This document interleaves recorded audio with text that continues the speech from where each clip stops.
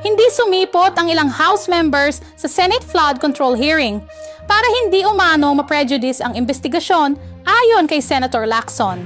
Reaksyon ng taong bayan, classic excuse, Sego, wag kami oy! Tinalakay ang mga ulat ng ghost projects sa flood control program noong mga nakaraang taon. Hinihiling ang masusing audit sa mga kontratang nakuha ng mga paboritong kumpanya sa Davao. Nice, eto na, kontrata ng kanilang mga katropa. Samantala, si dating DPWH official Henry Alcantara ay nangakong magbabalik ng karagdagang 200 milyon pesos sa gobyerno bilang parte ng investigasyon sa maanomalyang flood control projects. Reaction ng netizens, ibabalik na nga ang 200 milyon pero kapalit witness protection? Yan ang mga balitang dapat ninyong malaman kahit na masakit pakinggan. Kahit nakaraang linggo pero may bagong komento.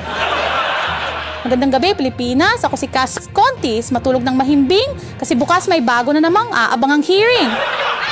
Oo nga pala, delay na naman ang sunod nilang schedule.